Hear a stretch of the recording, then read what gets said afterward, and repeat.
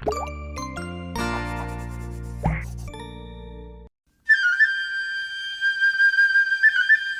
कहानी है मोहन ठंडाई वाले की, जिसका नंदीपुर गांव में एक छोटा सा ठंडाई का ठेला था।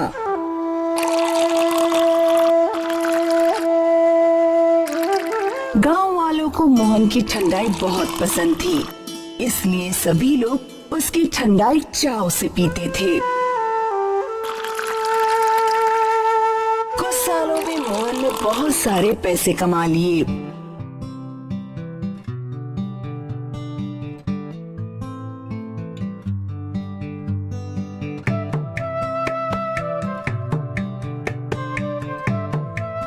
अब हमारे पास इतने पैसे हैं कि हम शहर में दुकान भी खोल सकते हैं। हमारी हमेशा से इच्छा थी कि हम शहर में जाएं। हाँ हाँ, जल्द ही तुम्हारी इच्छा पूरी होगी।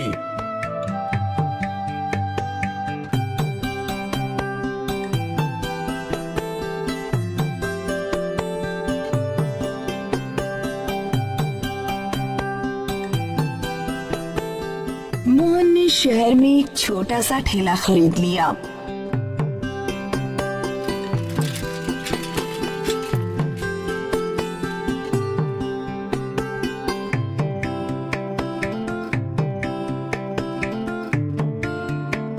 अब बढ़िया है, Mohan butter milk shop.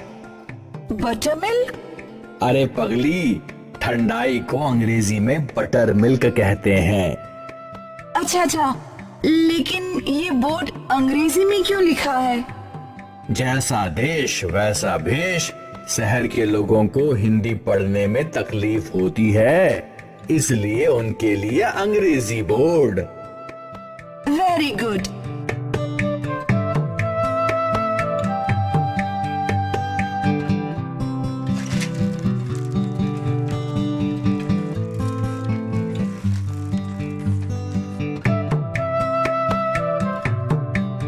Mohan ने शहर में अपने ठंडाई की दुकान की शुरुआत कर दी। पहले कुछ दिन तो अच्छे बीते। मोहन का ठंडाई सेंटर अच्छा चल रहा था।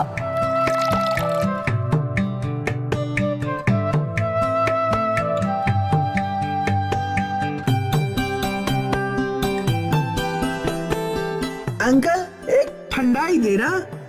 ये लो बेटा। मोहन बहुत खुश था।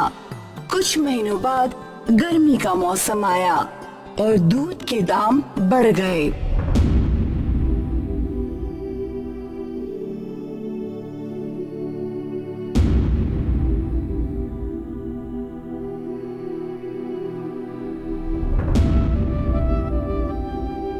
अगर तुम इतने दाम बढ़ाओगे तो मैं मुनाफा कैसे कमाऊंगा? अब क्या करो, महंगाई ही इतनी है। लेकिन इससे मेरा मुनाफा कम हो जाएगा। तुम व्यापारी हो या मूर्ख हो? भला कोई अपना मुनाफा कम करता है क्या? तो मैं क्या करूं? बाजार में ठंडाई का पाउडर मिलता है, उसका घोल बनाकर तुम्हारी बनाई हुई ठंडाई में मिला दो। किसी को भनक तक नहीं लगेगी। किसी को पता चल गया तो? कुछ नहीं होता, सब लोग यही करते हैं। शहर में हर खाने पीने की चीजों में मिलावट होती है, यह बहुत कॉमन बात है।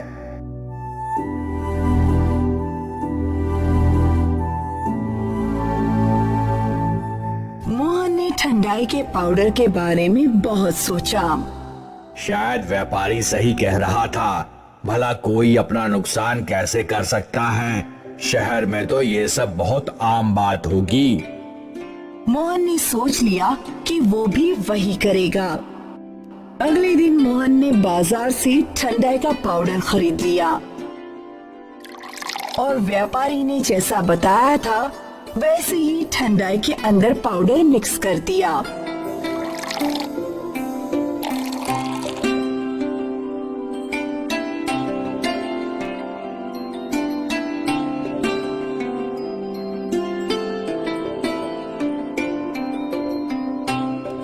अंकल, एक ठंडाई देना। ये लो बेटा।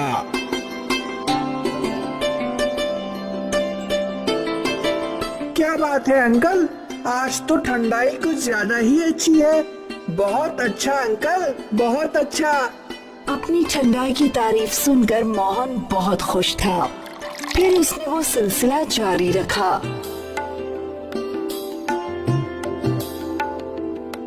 वो बच्चा रोज ठंडाई पीने मोहन के पास आता।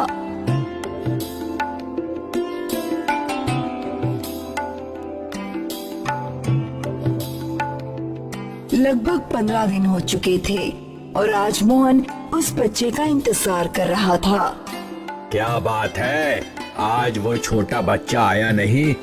रोज इसी समय तो वो आ जाता था। मोहन ने काफी समय तक इंतजार किया, लेकिन वो बच्चा नहीं आया। अगले दिन भी मोहन उस बच्चे का इंतजार कर रहा था। कुछ देर बाद उस बच्चे का दोस्त दिखा। अरे मुन्ना, जरा सुनो तो। हाँ अंकल, बोलो। वो बच्चा कहाँ है जो रोज ठंडाई पीने आता था? 2 दिनों से नजर नहीं आ रहा है। शायद आप रवि की बात कर रहे हैं। वो तो बीमार है अंकल। क्यों, क्या हुआ उसे? फूड पॉइजनिंग हो गई है। 2 दिनों से उसने कुछ नहीं खाया, सूख कर कांटा हो गया है। डॉक्टर ने उसे ग्लूकोज चढ़ाया है अंकल। क्या? उसके मम्मी पापा उसके ठीक होने का इंतजार कर रहे हैं।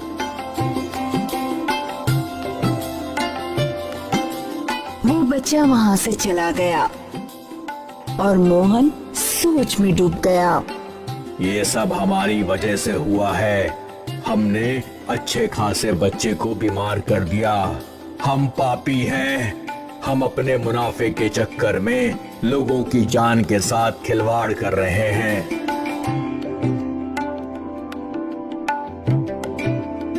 मोहन ने सारी ठंडाई जमीन पर फेंक दी और खुद वहीं रोता हुआ बैठा रहा।